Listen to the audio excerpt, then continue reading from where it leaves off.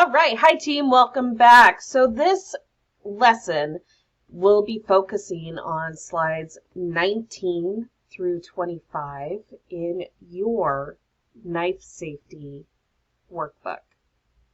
So from this image, it states, below are pictures needed for setting up your knife station.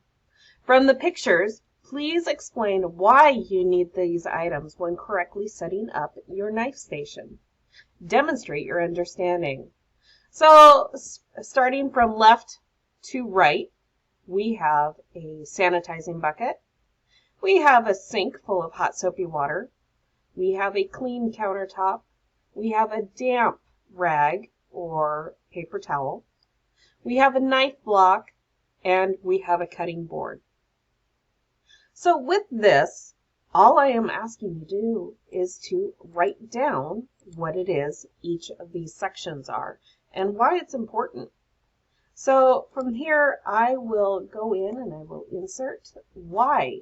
Why do we need a sanitizing bucket? Well, we need a so first of all, this is a sanitization bucket. And it looks like I'm going to have to stretch out there we go. And the reasons that we need a sanitizing bucket, that is because we put a certain type of chemical in this bucket. It's a sanitizer fluid. It goes into this bucket. It's usually 1 tablespoon per gallon of water. And that is what really disinfects all of the tables. And if you go to any Starbucks, any restaurant, they have these buckets in their kitchens, at their podiums, at the waiters and waitresses stands. When you go in, there are these sanitizing buckets all over the place.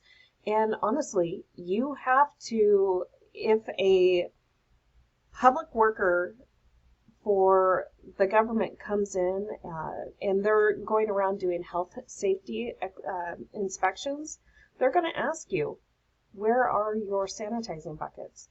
And you would have to go and show where all of your sanitizing buckets are.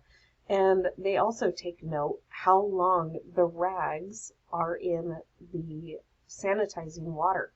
So you have to change out these sanitizing rags every hour. So a sanitization bucket, and there's no, and it's for cleaning purposes. So then we have our second, and this is a sink of hot soapy dishwasher, or sink full of hot soapy dishwater.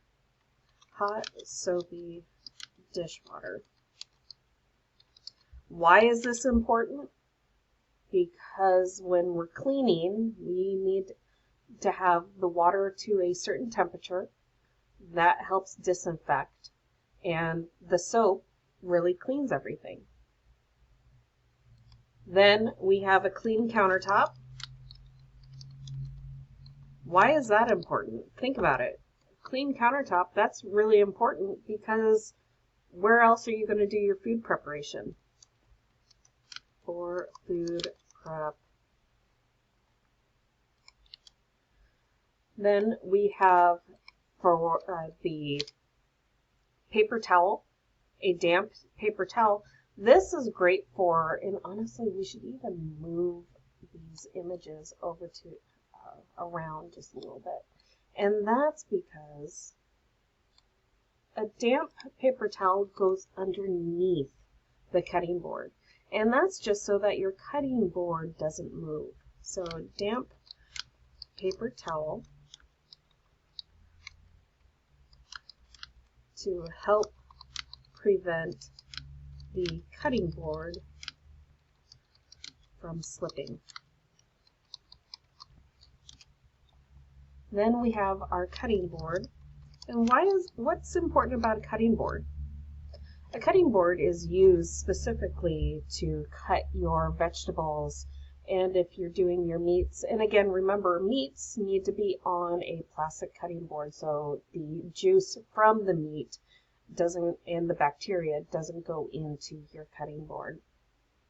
So a cutting board is important because we do not want to damage our own kitchen countertops. So putting knife marks or damaging the integrity of your countertop. So that is what the cutting board is for. So that is to prevent from damaging your own kitchen countertop. And also easy cleanup.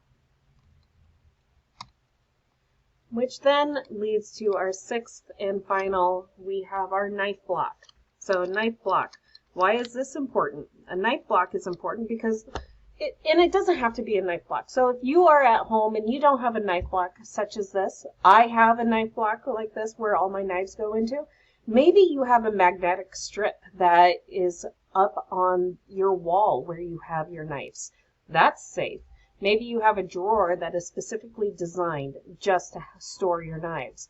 It's really important to be able to know exactly where your knives go and how your knives are organized. Throwing your knives into a drawer just haphazardly, that's dangerous.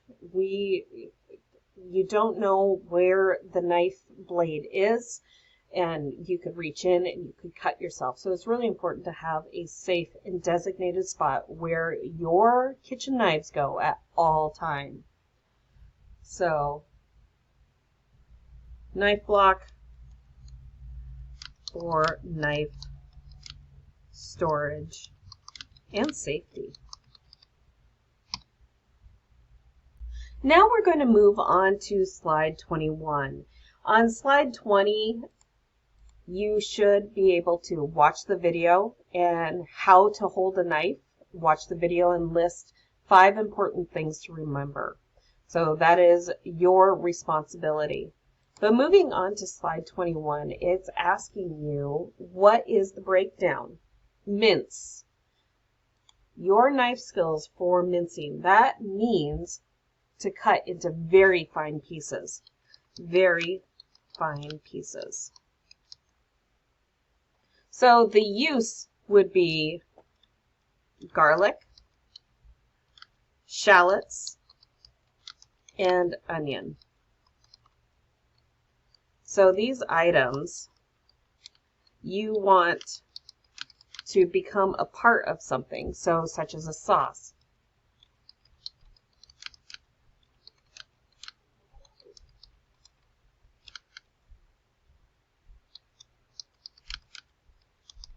So this could be an enchilada sauce. This could be a spaghetti sauce.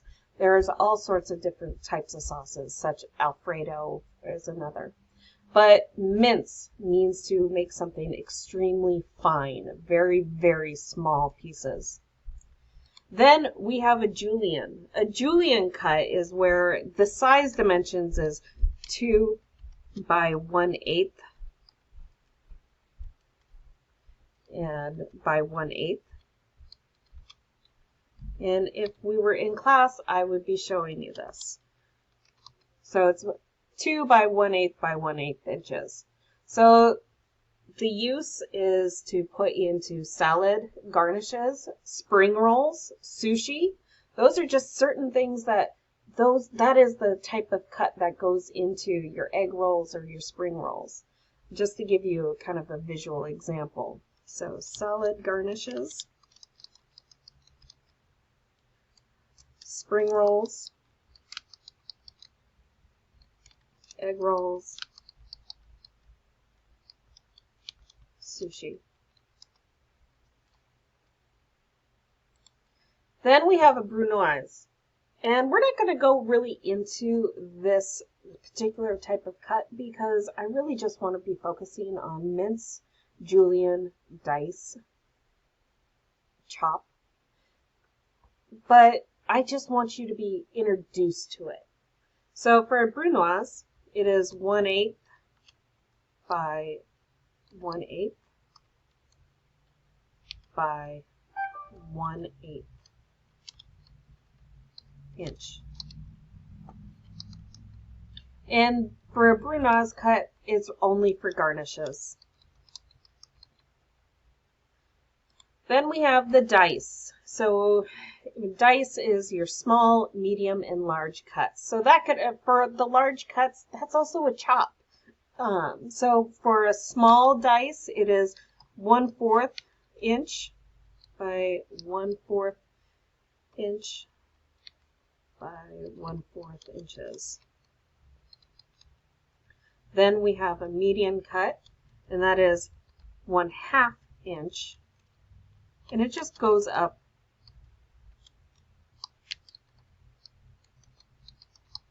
And then we have our large dice is by 3/4 by 3/4 by 3/4 inches. And so for these particular kinds of cuts, they go for many, many different items. So only in a competition would the pieces have to be perfect. So uniform in size is important, though, to help with cooking uniformity. So I have this on another page, so I'm just going to copy and paste for you. So many items.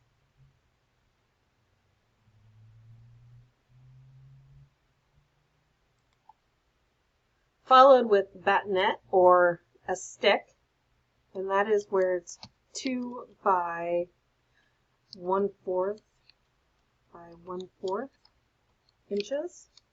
And these are the sizes, and that's for your stir fries.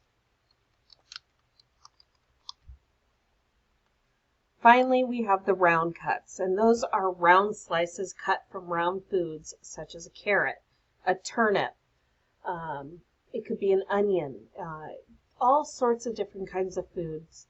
It could even be a green onion, anything that's round. Think of that. So round slices. Round slices cut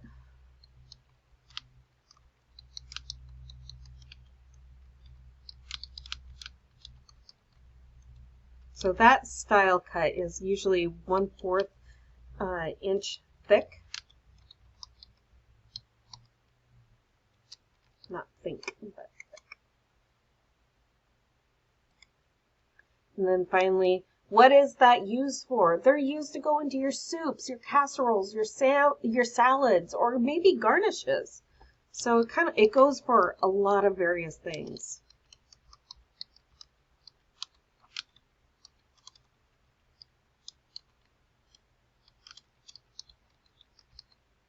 So that is how this slide is supposed to be designed. Then we have a cutting board full of different images. So we have a round, we have cubes, we have sticks, we have dices, we have julienne cuts, we have chiffonade. So we have a lot of different styles of cuts here. So from that, we have your round. Let's see if I can find it. Here's my round, and I'm going to move it because that is exactly what a round is. Then we have a medium dice. Bring that over. And then we have a French fry. And the French fry, that is your steak fries that you see at maybe McDonald's or at Red Robin, all sorts of places. Then we have a stick. We have a small dice because it looks different than the medium dice. And then we have the large dice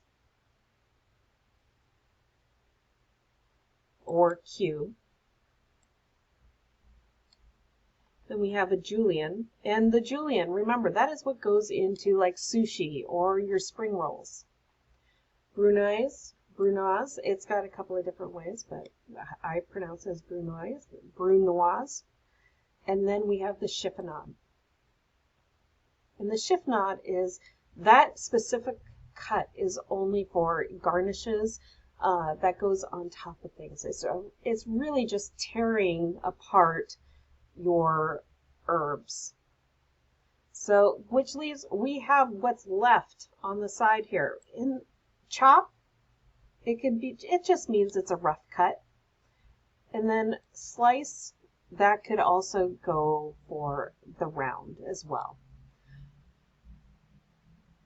Finally, the last two slides that you have to be doing through this workbook is potatoes, where you're watching a video, as well as another video watching onions. So why should you place the peeled potatoes into a bowl of water as you work with them? That is to prevent oxidization, aka enzymatic browning. The second, why should you slice off a small bit of potato on the side before you begin your actual knife cuts? That is to prevent the potato from moving around.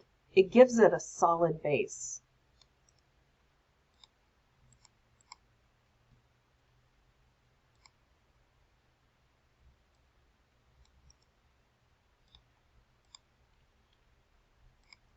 Then we have question 3. What do you notice about the fingers on the cook's guiding hands? You should be able to say, he curls them back so they're not seen. It prevents him from not hurting himself. And then we have what are the 3 sizes of dice? That is small, medium, and large. Which then leads us to our last question, question 5. What kind of knife is used to make a crinkle cut potato? And that answer is the crinkle cutter, or a crinkled knife. Moving on to slide 24 on onions. Why is a wet towel placed under the cutting board? It creates a firm grip from cutting the board so it doesn't slide around. And that is so important. Question 2. If you want to get faster at doing knife work, what should you do? Oh, that's a no-brainer right there. That's practice, practice, practice, right? Question 3. Do you cut all the way through an onion at first if you're chopping it? That answer is no. Leave a small portion at the end to hold it all together. Question 4. Describe how to do the rocking motion. Remember, it's that choo-choo train analogy from the very beginning of this workbook. But first of all, make a small incision and finish cutting all the way through by pushing the knife downward and away from you. And then question 5. Which onion cut requires a different way of peeling the onion before you begin? And that answer is roundels. So that is the answers for slide 24. Slide 25 is garlic. I would like you to watch this video that I've provided, and then I want you to answer. Jamie Oliver, the chef in the video, shows 4 different ways to prepare garlic. Which way do you think works best if you're wanting to make garlic bread, and why? So we will begin next week going over making your own videos at home.